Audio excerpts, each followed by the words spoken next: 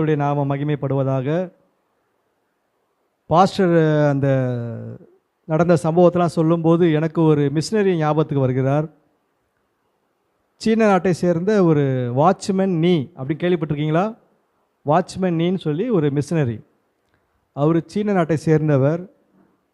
அவங்க அம்மா ஒரு பையன் அந்த வாட்ச்மேன் நீ பிறப்பதற்காக ரொம்ப நேரம் ஜெபம் பண்ணாங்களாம். எனக்கு ஒரு ஆண் பிள்ளையை கொடுத்தீங்கன்னா உமக்காக தர ஆண்டவரேன்னு சொல்லி அவருடைய வாட்ச்மேனுடைய தாயார் ரொம்ப நேரம் ஜெபம் பண்ணிகிட்டே இருப்பாங்களாம்.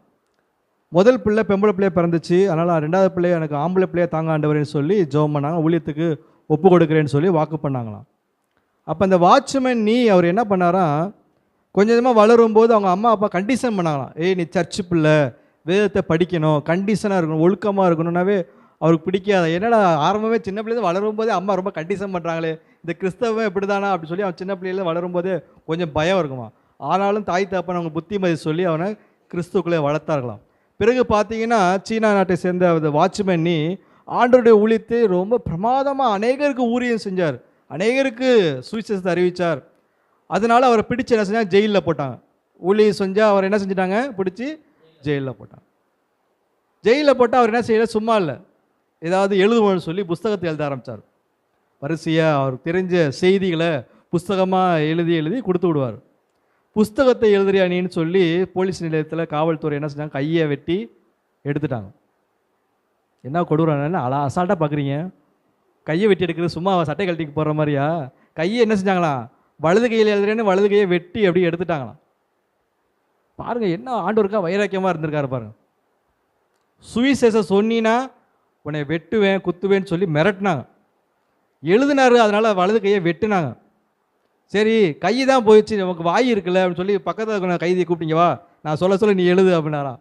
திரும்பி அவர் கைதி சொல்ல எழுதிக்கிட்டே இருந்தாராம். இது தகவல் தெரிஞ்சு போய் அவர் நாக்கை இழுத்து வச்சு வெட்டி விட்டாங்க.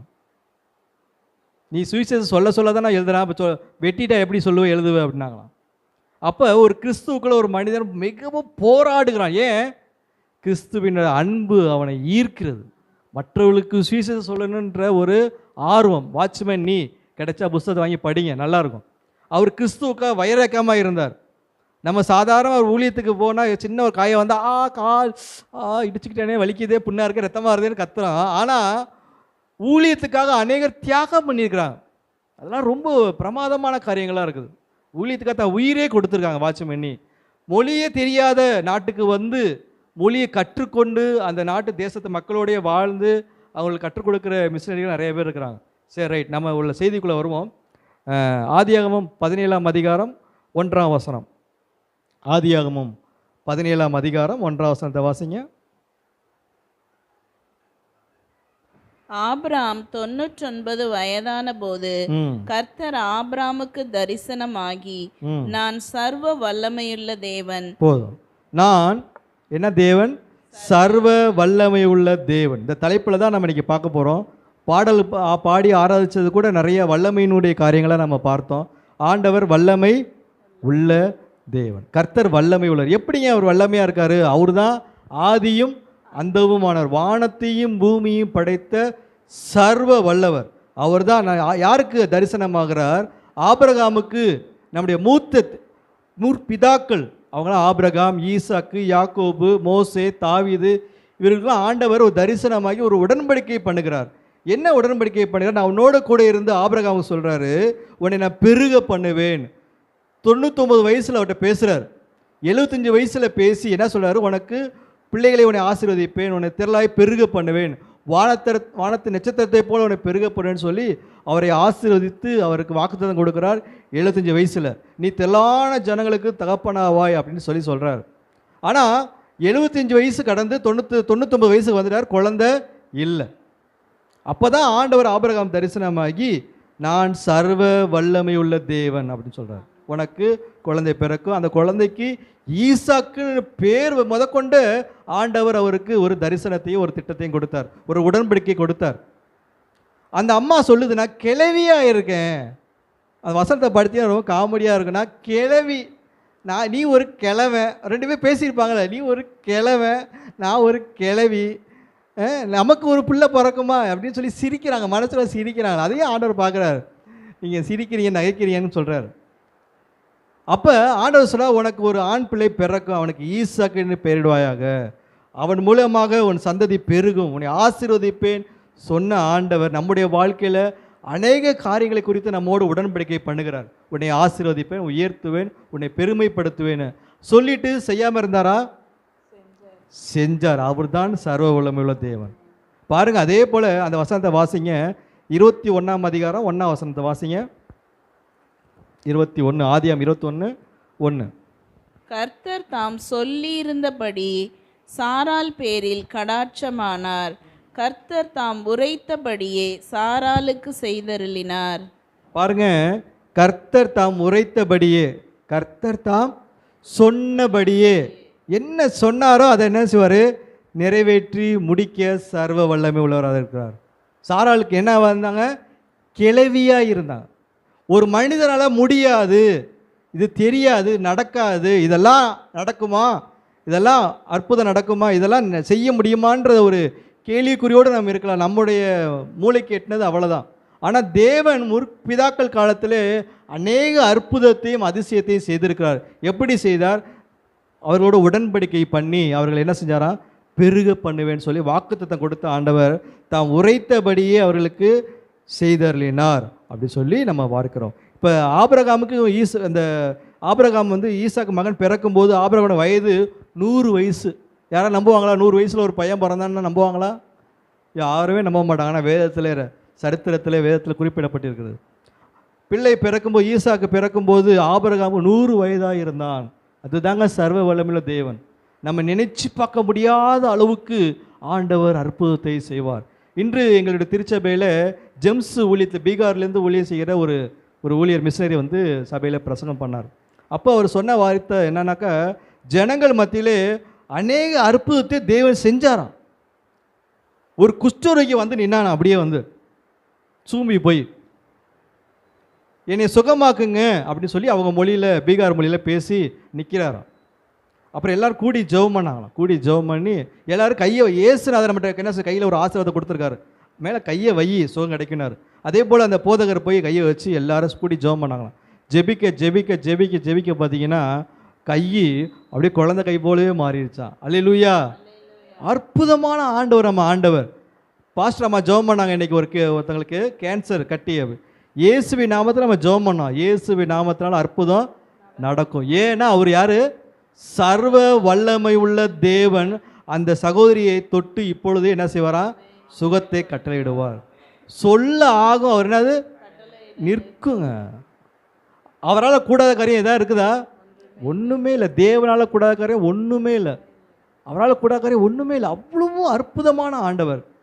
ஆபத்து காலத்தில் என்னை நோக்கி கூப்பிடு, நான் என்ன செய்வேன்? உன்னை விடுவிப்பேன்னு சொல்றார். எப்பேற்பட்ட பிரச்சனையில் இருந்தாலும் அவரை நோக்கி உண்மையாய் தம்மை நோக்கி கூப்பிடுகிறார். அவருக்கு அவர் என்ன செய்கிறாரா? சமீபமாய் இருக்கிறார். கர்த்தர் நல்லவருங்க. நம்முடைய வாழ்க்கை கடந்து வந்த பாதையெல்லாம் பார்க்கும்போது நம்முடைய சர்வ வல்லவர் எவ்வளோ அழகாக நடத்தி வந்திருக்கிறார். நம்முடைய பாதைகள்லாம் பார்த்தீங்கன்னா சரிப்படுத்தி இருக்கிறார்.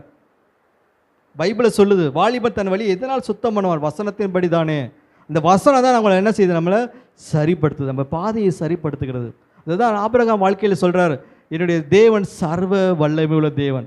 ஆபிரகாமுக்கு மட்டும் இல்லை, ஈசாக்கு, யாக்கோபுக்கெல்லாம் ஆண்டவர் உடன்படிக்கை பண்ணுகிறார். வாக்குத்தத்தம் கொடுக்கிறத தேவன் நிறைவேற்ற உண்மை உள்ளவராக இருக்கிறார். அவர் யாராக இருக்கிறார்? அவர் உண்மை உள்ள தேவன். நம்ம ஆராதிக்கிற தேவன், நம்ம துதித்து ஜெபம் பண்ணுற தேவன், நம்ம நம்பிக்கையாக இருக்கிற தேவன் சாதாரண தெய்வம் அல்ல, உண்மையுள்ள ஆண்டவர். அழாதே என்று சொன்னால் அள வச்சு வேடிக்கை பார்க்க மாட்டார். அழுவதுக்கு முன்னாடி நம்ம கண்ணீரை துடைக்கிற தேவன் நம்முடைய தேவன். அல்லேலூயா! ஒரு அலையில சத்தமாக சொல்லாமா? அல்லேலூயா! அவரால் கூட ஒன்றுமே இல்லை. எரேமியா 32ஆம் அதிகாரம் 19 வசனத்தை வாசிங்க. எரேமியா 32:19.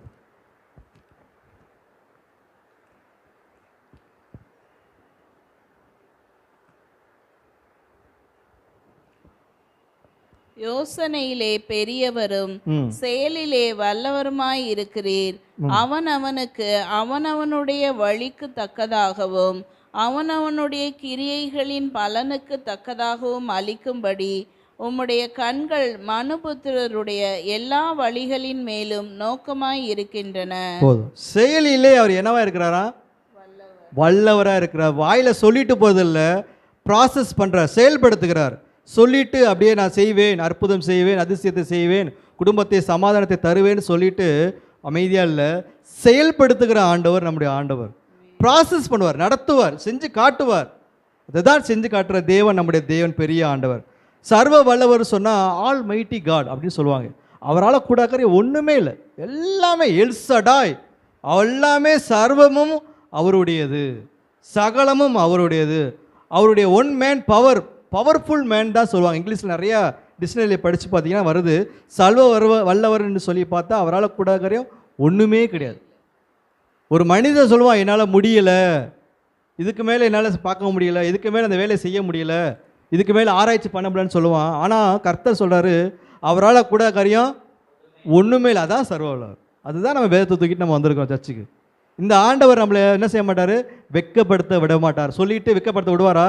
விட மாட்டார். செயல்படுத்துகிற ஆண்டவர், வெட்கப்படுத்தவே விட மாட்டார். பாருங்க, இஸ்ரவேல் ஜனங்களை எகிப்திலிருந்து அடிமைத்தனத்திலேருந்து என்ன செஞ்சார், மீட்டெடுத்து கூட்டிகிட்டு வரார். 10 வாதைகளை கொடுத்து பார்வோ மன்னன்ட்டு அழைச்சிட்டு வரார் இஸ்ரவேல் ஜனங்களை. வரும்போது எய்த்தாப்புல ஒரு பெரிய செங்கடல், அது கடந்து தான் போய் அவனை, வேறு வழி இல்லை. பின்னாடி பார்த்தீங்கன்னா இஸ்ரவேல் ஜனங்களை கொல்றதுக்காகவே எல்லாம் என்ன செய்றாங்க, குதிரையில் படையில் வீரர்களாம் எல்லாம் ஆயுதத்தோடு வராங்க, அப்படியே கொல்லணும்னு சொல்லி. ஆண்டவர் பாருங்க, ஒரு தடையாக இருக்கிற ஒரு கடலையே, கடல், எல்லாரும் கடலை பார்த்துருப்போம்ல, பார்த்துருக்கோமா இல்லையா? யாருமே பார்க்காத மாதிரியே பார்க்குறீங்களே.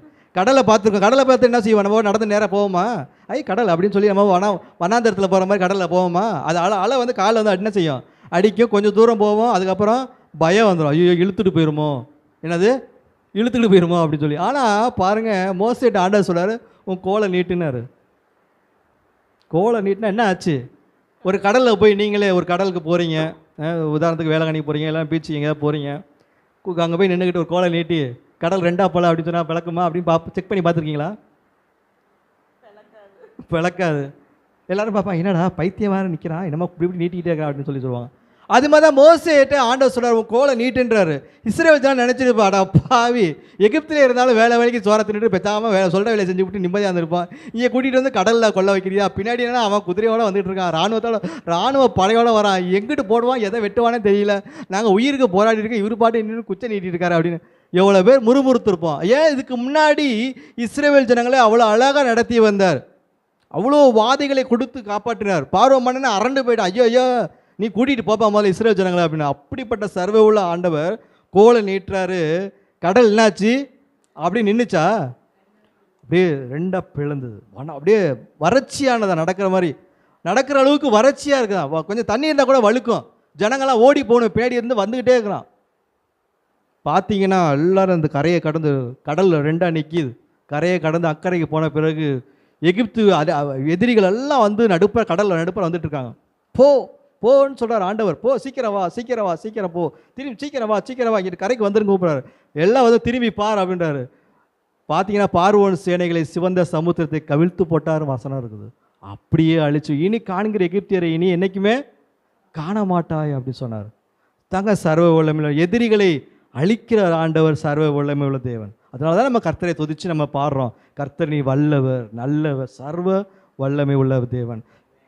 சங்கீதம் 91:1 வாசிக்கும்போது என்ன வசனம் போட்டிருக்கு, உன்னத மாணவரின் மறைவில் இருக்கிறவன் எதை நிழலில் தங்குவானா, தென்னை மரத்து நிழலையோ, பனை மரத்து நிழலையோ, கொய்யாக மரத்து நிழலையோ, வேப்ப மரத்து நிலையிலே தங்குவான் போல சர்வ வல்லவருடைய நிழலில் தங்குவான். என்ன ஒரு அற்புதமான வசனம் பாருங்க. இந்த வசனத்தை படிக்க படிக்க பாஸ்டர் சொன்ன மாதிரி நிறைய பேர் வசனத்தை படிக்கிறதுக்கு டைம் இல்லைன்றாங்க, சில பேர் படிக்கவே மாட்டாங்க. இது எதுக்கு இது படிச்சுக்கிட்டு அப்படின்றாங்க. இந்த வசனத்தை முட்டி போட்டு படித்த எவ்வளோ பேர், சீகன் பால் பாருங்க, முட்டி போட்டு படித்து புஸ்தகத்தை எழுதினாராம், தரகம்பாடியில் படித்து படித்து புத்தகத்தை படித்து படித்து எழுதினாராம். இதெல்லாம் நமக்கு தமிழில் கொடுக்கப்பட்டதுக்காக கர்த்தரை நம்ம துதிக்கிறோம். அல்லேலூயா. இந்த நாளிலுமாக தேவன் இஸ்ரவேல் ஜனங்களை கடக்க பண்ணினார், கடந்து வர பண்ணினார். எப்படி? சர்வ வல்லமையாய் நடத்தி வந்தார். அல்லேலூயா. இன்னொரு தடவை சொல்லுங்களேன், அல்லேலூயா. ஆமென். உபாகமம் புஸ்தகம் 3ஆம் அதிகாரம் 24ஆம் வசனத்தை வாசிங்க. உபாகமம் 3:24.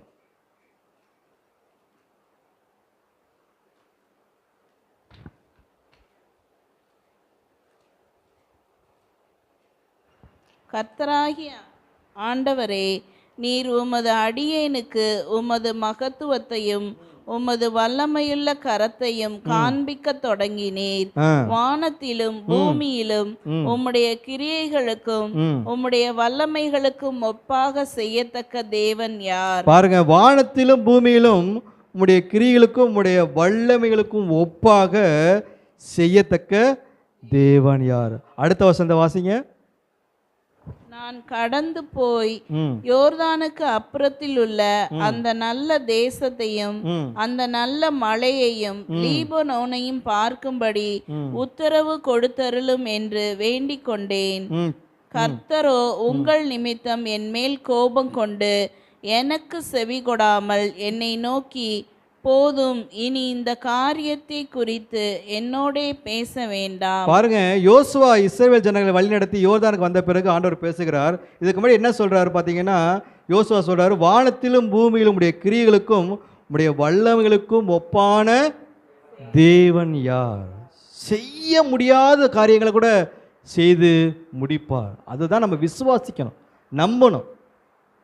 இயேசுவுக்கு பிரியமான ஒரு சகோதரர் இருந்தார். யாரு? லாசர். நெருங்கிய ஒரு நண்பர், நெருங்கிய சகோதரர் லாசர். அவரு என்ன பண்ணார்? வியாதிப்பட்டு அவர் என்ன செஞ்சிட்டாரு? மரிச்சு போயிட்டார். மரிச்சு போனால் அவங்க கூட பிறந்த சகோதரிகள் மார்த்தாள் மரியாள் என்ன செய்கிறாங்க? அழுகிறாங்க. இவர் உடம்பு முடியாமல் சீரியஸாக இருக்கும்போது ஒரு தகவலை சொல்லி அனுப்புகிறாங்க. இயேசுநாதர் எங்கே இருக்கிறாரோ அவங்களுக்கு ஒரு தகவல் போகுது. இது மாதிரி உங்களுடைய நெருங்கிய நண்பர், சகோதரர், நேசிக்கிறவர், அவர் ரொம்ப வியாதிப்பட்டு மரண தருவாயில் இருக்கார், நீங்கள் கொஞ்சம் வந்தீங்கன்னா அவர் சுகமாயிருவார்னு சொல்லி இயேசுநாதருக்கு தகவல் சொல்லி அனுப்புகிறாங்க. கர்த்தருடைய மகிமை வெளிப்படும்படியாக அங்கே தங்கினாரும் போட்டிருக்கு. அதே இடத்துல தங்கிட்டார். நம்மள அதை என்ன செஞ்சுருப்பான்? ஒருத்தருக்கு உடம்பு சொல்ல என்ன செய்வான்? சீரியஸாக என்ன செய்வான்? ஓடி போய் ஒரு தடவை பார்த்துருவோம் அப்படின்னு சொல்லி ஜோம் பண்ணிட்டு வருவோம் அப்படின்னு சொல்லுவோம். அதே மாதிரி இயேசுநாதர் போல மகிமை வெளிப்படும்படியாக அங்கே தங்கினாராம். லாசரு மரித்து விட்டார், எல்லாம் அழுகுறாங்க. திரும்ப இயேசுநாதர் அந்த ஊருக்கு வருகிறதா கேள்விப்பட்டு அந்த சகோதரிகளாக விளையாடுறாங்க. ஐயோ போச்சே, அன்பு சகோதரன் மறிச்சிட்டானே, இறந்துட்டானேன்னு சொல்லி மாத்தா மாதிரி அழுகுறாங்க. இந்த சம்பவத்தெல்லாம் பார்த்து இயேசு என்ன பண்ணு, வேதத்தில் ஓல்ட் பைபிளில் பார்த்தீங்கன்னா இயேசு என்ன செஞ்சாராம்? கண்ணீர் விட்டார். இயேசு ஆவியில் என்ன செஞ்சாரா? கண்ணீர் விட்டார். அந்த குடும்ப துக்கத்தை பார்த்துட்டு இயேசு அப்படியே மனம் ஒடுங்கி இயேசு கண்ணீர் விடிக்கிறார். இயேசு கண்ணீர் விட்டார். சரி, எங்கே பார்த்தா லாசரு என்ன செஞ்சாங்க? ஒரு கல்லறையில் போட்டு புதைச்சி மூடி வச்சுட்டாங்க. சரிங்களா? இப்போ இயேசுநாதர் என்ன செய்யணும்? அங்கே அந்த சகோதரி அழுகுறாங்க. ஐயோயோ போச்சே, லாசர் இல்லையே, சகோதரன் இல்லையேன்னு சொல்லி எல்லாம் அழுகுறாங்க. அப்போ இயேசுநாதர் நேராக கல்லறைக்கு போகிறாரு. செத்து போன ஒரு பாடிங்க. அவர் வசனம் சொல்லுது, உரத்த சத்தமாய் லாசருவே வெளியே வா அப்படின்னு சொல்லி கூப்பிட்டாராம். நம்ம உயிரோடு இருக்கிற நம்மளே கூப்பிட்டா என்ன செய்யணும்? காதில் வாங்க மாதிரி கூப்பிட்டியா, எப்போ கூப்பிட்டா அப்படின்னு நம்ம சொல்கிறோம். சர்ச்சில் ஏதாவது சொன்னால் நம்ம என்ன செய்ய மாட்டோம்? காது கொடுத்து வசனம் சொன்னால் கூட என்ன செய்ய மாட்டோம்? உசுரோடு நல்லா காது நல்லா கேட்கும், திட்டினா மட்டும் நல்லா சார்பாக கேட்கும். வசனமாக சொல்லுங்கள், காதலே விழுவாது. சொல்லுங்கள், யாருக்கோ சொல்லுங்கள், நீ பேசு, யார்கிட்ட வேணா பேசு அப்படின்னு சொல்லிட்டு பேசாமல் உட்காந்துருப்போம். ஆனால் மரித்த சடலங்க, செத்து போய் 4 நாள் ஆயிடுச்சான். சரிதான், செத்து போய் 4 ஆச்சா எப்படி இருக்கும்? கம கம கம கமன்னு மணக்கம். அப்பா என்ன ஒரு வாசமாக இருக்குது. எப்போ பாடியை தூக்குவோம் அப்படின்றாங்க. செத்து போனால் எப்பேற்பட்டாலும் இருந்தாலும் அந்த பிரேதத்தை எப்போ தூக்குவீங்கன்னு கேட்குறாங்க. தூக்கி கொண்டு புதைக்க வேண்டிய இடத்துல புதைச்சிரு, செய்ய வேண்டிய இடத்த செஞ்சிரு, முடிச்சிரு. ஆனால் வச்சுதான் என்ன ஆகும்? நாத்தம் தாங்க. எல்லாரும் சொல்கிறாங்க, அவர் மரித்து போய் 4 நாள் ஆகிட்டு, இப்போ போய் நீ கல்லறையில் போய் பார்த்து என்ன பண்ண போகிறீங்க? அதாங்க சர்வ வல்லமையுள்ள தேவன். நம்ம ஆராதிக்கிற தேவன் யார்? சர்வ வல்லமையுள்ள தேவன். லாசருவே வெளியே வா அப்படின்னாரு. அவரை போட்டு வெள்ளை துணியை போட்டு சுற்றி வச்சுருந்தாங்களா புள்ள, உடம்பு புள்ள, அதோடய வெளியே வந்தாரா. எப்படி இருக்கும் பாருங்கள். எல்லாம் தெரிச்சு ஓடிருப்பான். ஆகா அப்படின்னு எல்லாரும் ஆச்சரியப்பட்டாங்க, இவர் தான் மெய்யான தீர்க்கதரிசியா அப்படின்னு சொல்லி. அவ்வளோ அற்புதமான ஆண்டவர் நம்முடைய வல்லமையுள்ள தேவனுங்க. உயிரோடு எழ வச்சார் லாசருவே. மரித்து போன ஒரு சரீரத்தை உயிரோடு எழுப்ப வல்லமை உள்ளவர் நம்ம ஆராதிக்கிற ஆண்டவர், நம்ம ஜெபிக்கிற ஆண்டவர், நம்ம வணங்குகிற ஆண்டவர், நம்ம நம்பியிருக்கிற ஆண்டவர். ஒருபோது அவர் என்ன செய்ய மாட்டார்? கைவிடவே மாட்டார். லாசரு உயிரோடு எழுப்பின ஆண்டவர் நமக்கு அற்புதம் செய்வாரா மாட்டாரா? செய்வாரா மாட்டாரா? செய்வார். அவரால் கர்த்தர் எனக்காக யாவையும் செய்து முடிப்பார். செய்து வைப்பார் சொல்ல, செய்து முடிப்பார். முடிப்பார். எல்லா அற்புதத்தையும் நம்முடைய வாழ்க்கையில் செய்வாருங்க. கேட்கும்போது விசுவாசத்தோடு நம்பிக்கையோடு கேட்கும்போது சீசர்கள் ஆச்சரியப்படுறாங்க. செத்து போய் 4 நாள் ஆயிற்று, எப்படி உயிரோடு எழுப்புகிறார்? அதாங்க தேவனுடைய வல்லமை. தேவனை சார்ந்த பிள்ளைகளுக்கு வல்லமையாக நிரூபித்து காட்டியிருக்கிறார். இன்னொரு சம்பவத்தை பார்க்கலாம். மத்தேயு எழுதின சுவிசேஷம் 14ஆம் அதிகாரம் 14ஆம் வசனம். மத்தேயு எழுதின சுவிசேஷம் 14ஆம் அதிகாரம் 14ஆம் வசனம். இயேசு வந்து திரளான ஜனங்களை கண்டு அவர்கள் மேல் மனதுருகி அவர்களில் வியாதியஸ்தர்களாய் இருந்தவர்களை சொஸ்தமாக்கினார். போதும், கவனிங்க. இயேசு திரளான ஜனங்களை கண்டு அவர்கள் மேல் என்ன செய்றாரா? மனது உருகிறார். ஏன் மனது உருகிறாரு? அந்த ஜனங்கள் வியாதியோடு வராங்க, பிரச்சனையோடு வருகிறாங்க. யார் யாரெல்லாம் இயேசுக்கிட்ட பிரச்சனையோடு வராங்களோ அவருக்கு மேலே இயேசு சந்தோஷப்படவே மாட்டார், மனது உருகுவார். யார் யாரெல்லாம் சர்ச்சுக்கு வரீங்களோ, ஆலயத்துக்கு கூடி வந்து ஜெபிச்சு ஆண்டவர் ஆராதிக்கிறீங்களோ, உங்களை இயேசு பார்த்து உங்களை மேலே என்ன செய்கிறாரு? மனது உருகிறார். ஏதோ ஒரு பாரத்தோடு வருகிறீங்க, ஏதோ ஒரு கவலையோடு வரீங்க, ஏதோ ஒரு தேவையோடு வரீங்க, எதிர்பார்ப்போடு வரீங்க, உங்களுக்கு ஏதோ ஒரு நோக்கத்தோடு வரீங்க, உங்களுக்கு நான் எதாவது செய்யணும்னு சொல்லி ஜனங்கள்கிட்ட நிறைய அற்புதத்தையும் அடையாளத்தையும் செஞ்சு அவர் வியாதியஸ்தர்களை சுகமாக்கினார். அடுத்த வசந்த வாசிங்க 15. சாயங்காலம் ஆனபோது அவருடைய சீசர்கள் அவரிடத்தில் வந்து, கவனிங்க, இயேசுநாதர் பேசிக்கிட்டே இருக்கார், காலையிலேருந்து பேசிக்கிட்டே இருக்கார், நேரம் போகிறதே தெரியல. எல்லாருக்குமே அற்புதம், அதிசயம், வியாதிகள் சுகமாகுது. ஏன்னா இயேசுகிட்ட வந்துட்டாங்க, எல்லாம் அற்புதம் நடந்துக்கிட்டே இருக்கு, நேரம் ஓடிக்கிட்டே இருக்கு. சாயங்காலம் ஆயிடுச்சு. அடுத்தது, இது வனாந்தரமான இடம், நேரமும் ஆயிற்று, ஜனங்கள் கிராமங்களுக்கு போய் தங்களுக்கு போஜன பதார்த்தங்களை கொள்ளும்படி அவர்களை அனுப்பிவிட வேண்டும் என்றார்கள். பாருங்க, சீசர்கள் போய், சீசர்கள்னு ஒரு இடத்துல ஒரு புஸ்தகத்தை பார்த்தீங்கன்னா சீசரும் போட்டிருக்கு, ஒரு புஸ்தகத்தை பார்த்தா 12 சீடர்களுமே போய் இயேசுகிட்ட பேசுகிறாங்க. எப்பா ஏசப்பா, நீங்கள் பாட்டு பேசிக்கிட்டே இருக்கிறீரு, சாயந்தரம் ஆகி போச்சு, இருட்டி போச்சு, அதாவது வீட்டில் போய் சமைச்சு சாப்பிடணும், பசியோடு இருக்கிறாங்க, பிள்ளைகள்லாம் சின்ன பிள்ளைலாம் இருக்கிறாங்க, இவ்வளோ பேரும் அநேக அற்புதத்தை பெற்றவங்க, நீங்கள் எப்படி பேசிக்கிட்டே இருக்கீங்க, அவங்களுக்கு போஜனம் எதாவது கொடுக்கணும்ல அப்படி சொல்லி, அவங்களுக்கு போஜனங்கள்லாம் டைம் ஆயிடுச்சு, இனிமேல் போய் எப்போ சமைச்சு அவங்க சாப்பிடுவாங்க, சீக்கிரம் அவங்களை அமுச்சு விடுங்க அப்படின்னு சொல்கிறாங்க. அப்போ இயேசு அவர்களுக்கு என்ன சொல்கிறாரு? 16ஆம் வசனத்தை வாசிங்க. அவர்கள் போக வேண்டுவதில்லை, நீங்களே அவர்களுக்கு போஜனம் கொடுங்கள் என்றார். அவங்கள போவேனப்பா, திரளான ஜனங்கள், ஏகப்பட்ட ஜனங்கள் கூட்டமாக நிற்கிது, ஒரு மைதானமே நொம்பி நிற்கிது, அவங்கள போவேனான்னு சொல்லுப்பா, உட்கார சொல்லு அப்படின்னா நமக்கு எப்படி இருக்கும்? என்னடா இது, எல்லாருக்கும் சாப்பாடு எங்கேருந்து வரும்? அப்போ ஒரு சீசர் வந்து சொல்கிறாரு, அப்பா ஏசப்பா, இங்கே ஒருத்தர் ஒரு சின்ன பையன் இருக்கிறான், அவன்கிட்ட என்ன 5 அப்பமும் 2 மீனும் டப்பாவில் போட்டு கொடுத்துருப்பாங்க, அவங்க பேரண்ட்ஸ் கொடுத்துருக்காங்க பாருங்கள். இது இயேசுநாதர் பேசிகிட்டு இருப்பார், நீ உனக்கு பசிக்கு சாப்பிடுன்னு சொல்லி ஓடி வந்து சீசர்கள் வந்து இயேசுநாதரை கொடுக்குறாங்க. ஐயா, இங்கே ஒரு பையன் வச்சுக்க, அவன்கிட்ட 5 அப்பமும் 2 மீன் வச்சுருக்கிறான் அப்படின்னு, அது கொண்டுட்டு வாங்க அப்படின்றாரு. திரளான ஜனங்கள், 5 அப்பம் 2 மீன் போதுமா? 5 அப்பம் 2 மீன் பத்துமா? நம்மள என்ன சொல்லுவோம்? என்னடா இது. ஆனால் இயேசு கூடயே அற்புதத்தை அடையாளத்தை பார்த்த சீசர்கள், பிலிப்புன்னு சொல்லி இன்னொரு யோவானில் பார்க்கும்போது பிலிப்பு சொல்வார். பிலிப்புனா அந்த ஊருக்கார்.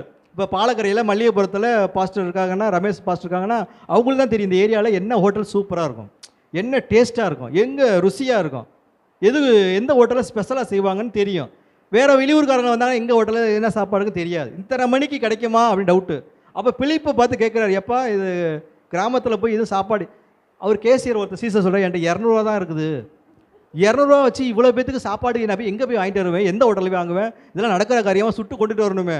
ஒரு 10 பேர் சமைக்கினா கூட வீட்டில் என்ன செய்கிறோம், கஷ்டமாக போயிடும். அப்பாடா சொந்தக்காரங்க 10 பேர் வந்துட்டாங்களா, இனி அடுப்பை பற்ற வச்சு எப்போ குழம்பு வச்சு இதுங்க தின்னுட்டு எப்போ போவோமோ, இன்றைக்கி போகுதா இல்லை நாளைக்கு போகுதா, தங்குதான் தெரியலையே அப்படின்னு சொல்லி பல பாரம் வரும். 10 பேர் வந்தாவே. ஒரு கல்யாணத்துக்கு சமைக்கணும் பல பிளான் பண்ணுறோம், மாஸ்டரை கூப்பிடுவாங்க, இதை செய்யணும் அப்படி செய்யணும் அப்படி பத்தலையா, தண்ணி கொதிச்சுக்கிட்டே இருக்கணும், எப்போ வேணால் கொதிச்சு கூட்டம் வந்துச்சுன்னா அரிசி எது கொட்டு அப்படின்னு பயங்கரமாக பிளான் பண்ணுவோம். ஆனால் இயேசுநாதர் பாருங்கள் அமைதியாக இருக்கார். அவன் கேசியர் பதப்படப்பாக இருக்கார். ஏன்டா இருக்கிறது கல்லாப்பேட்டையில் 200 தான் இருக்குது, இதை வச்சு இவ்வளோ பேத்துக்கு எங்கே நான் போய் போஜனத்தை கொள்ளுவேன், இவர் பாட்டு போஜனத்தை உட்காருங்கன்றார். ஒன்றுமே அந்த அப்பத்தை மீனை கொண்டு வாப்பா அப்படின்றாரு. எல்லாத்தையும் 50 பேராக உட்காருன்றார். இதுதான் பெரிய கொடுமை. பந்தியில் சாப்பாடே இல்லை, எல்லாரையும் 50 பேரா அப்போ தான் கவுண்ட் பண்ண முடியும்னு சொல்லி அப்போயும் லீடர்ஷிப்பு ஆண்டவர் பிளான் பண்ணி சொல்கிறார் பாருங்க. 50 பேரா புல்லில், அது எப்படி புல்லில் அழகாக உட்காருன்றாரு. எல்லாருக்கும் எப்படி இருக்கும், என்னடா எல்லாரும் பார்த்துருப்பாங்க, சாப்பாடையும் காணா, ஒன்றையும் காணா, அண்டாவும் காணா, குண்டாவும் காணா, 50 பேராக உட்காருன்னு சொல்கிறாருன்னு எல்லாருக்குமே சரி என்ன தான் நடக்குது பார்ப்போமே. நம்மள மாதிரி அவ்வளோதான் என்ன செஞ்சுருப்போம், வரிசையில் உட்காந்துக்குவோம். பின்னாடியில் வந்து அதை கிடைக்காம போச்சுன்னா வரிசையில் இருந்தால் தான் பந்திக்கு போனால் தான் என்ன செய்யும், 15 வகை இருக்கிறா 15 வகையும் கிடைக்கும். 3வது பந்திக்கு போனோம்னாக்கா 12 தான் இருக்கும், 3 குறையும்.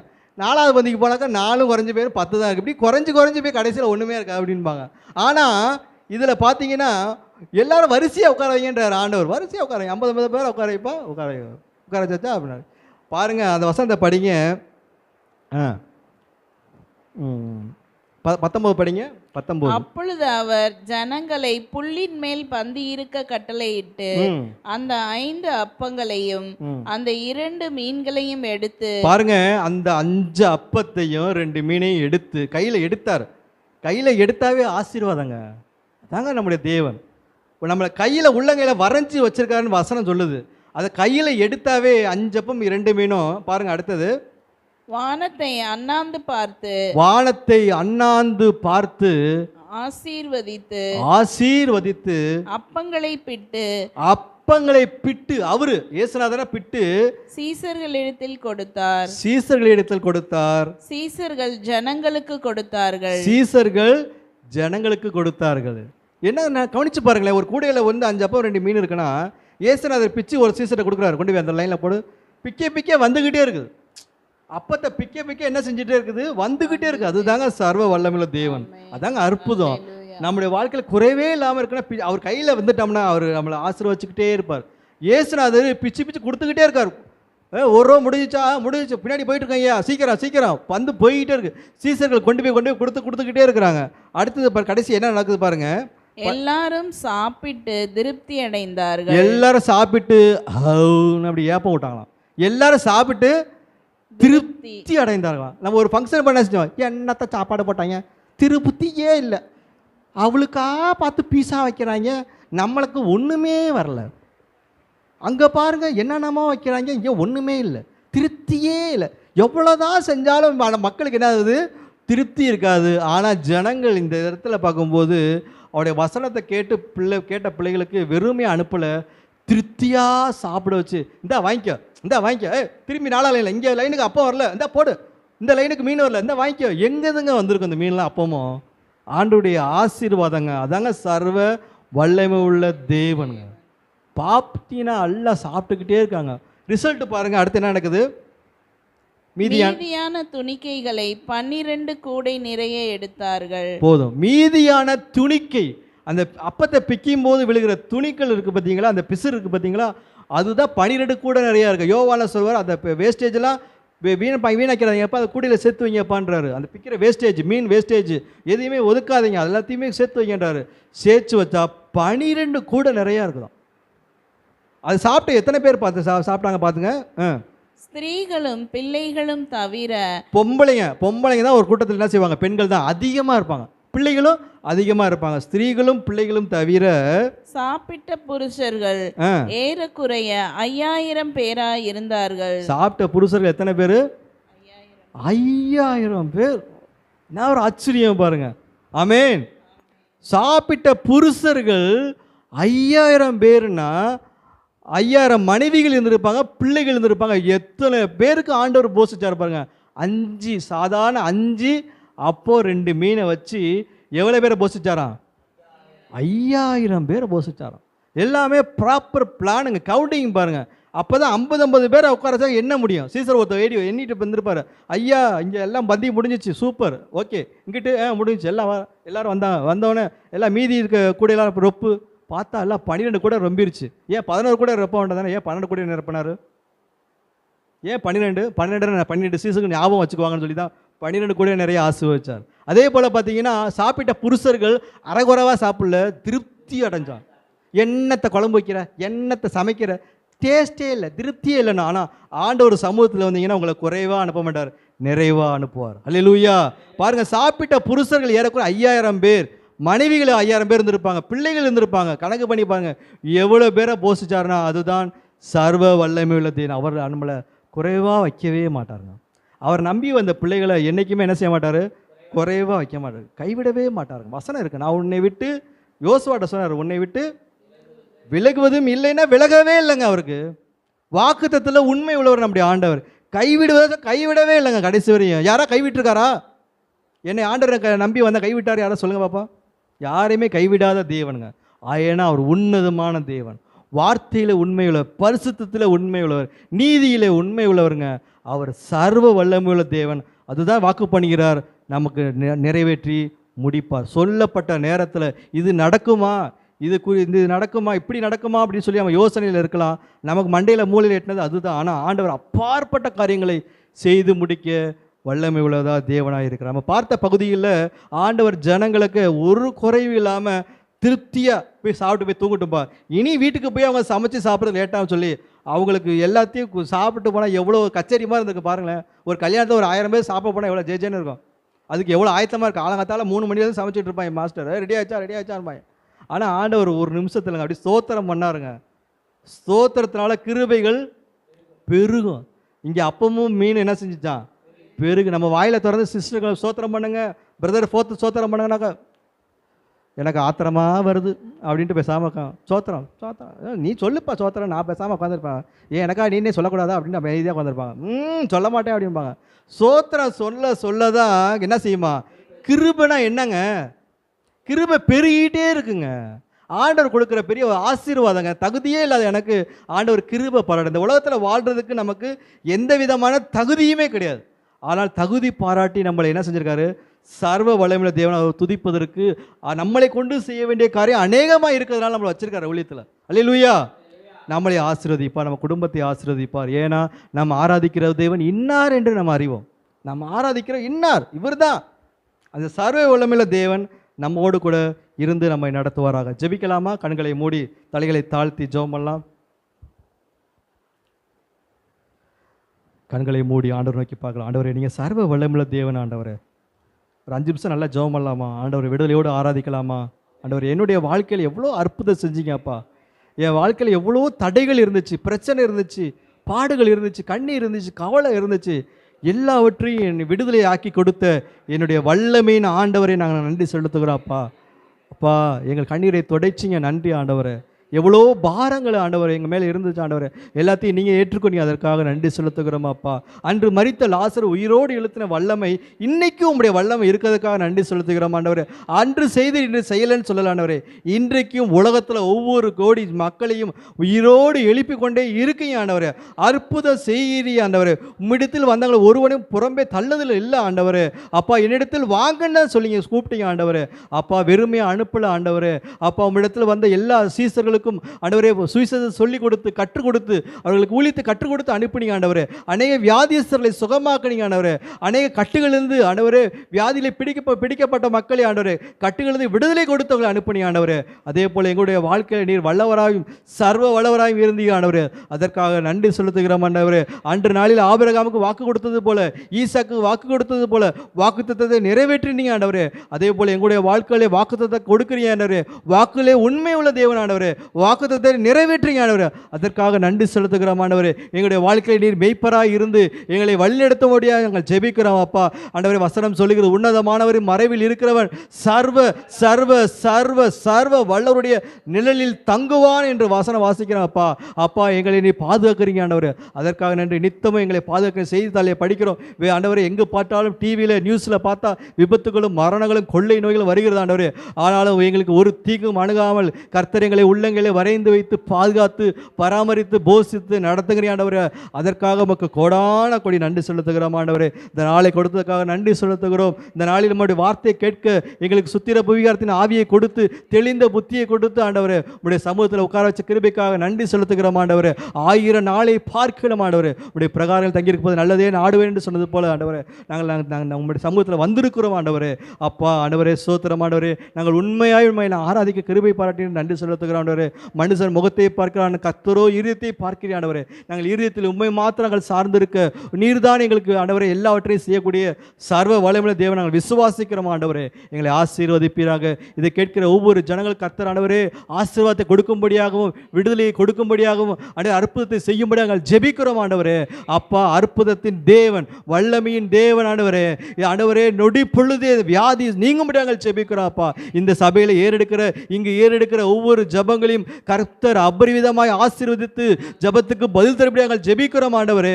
அந்த நாளிலே ஆண்டவரே மரித்த லாசரு உயிரோடு எழுப்பின வல்லமை ஆண்டவரே இந்த ஆலயத்தில் தங்கும்படி நாங்கள் ஜெபிக்கிறோம் ஆண்டவரே. இங்கு ஏறெடுக்கிற எல்லா ஜெபங்களுக்கும் கர்த்தர் பதில் தர கொண்டே இருப்பதற்காக ஸ்தோத்திரம் ஆண்டவரே. வேதத்தில் வாசிக்கிற என் கண்களும் என் இருதயம் இங்கே இருக்கிறது என்று சொல்லி வாசிக்கிறோம் அப்பா. அதே போல உடைய கண்களும் உடைய இருதயம் இங்கே இருக்கிறதுக்காக நன்றி செலுத்துகிறோம் அப்பா. எங்களை நீ பார்த்து கொண்டே இருப்பதற்காக நன்றி செலுத்துகிறோம் ஆண்டவரே. மனுஷங்க 1000 சொல்லி எங்களை புறக்கணிக்கலாம் ஆண்டவரே. மனுஷங்க 1000 சொல்லி எங்களை வேண்டாத காரியங்கள் சொல்லி எங்களை புறக்கணிக்கலாம். எங்களை புறக்கணிக்காத தேவன் நீர் ஒருவர் மாத்திரமே ஆண்டவரே. ஆண்டவரே நீர் எங்களுக்கு மட்டும் போதும் ஆண்டவரே. எங்களை ஆசீர்வதியும், எங்களை பலப்படுத்தும், காத்துக்கொள்ளும். அன்பர் இயேசுவின் நாமத்தில் ஜெபிக்கிறோம் எங்கள் ஜீவனுள்ள நல்ல பிதாவே. ஆமென், ஆமென்.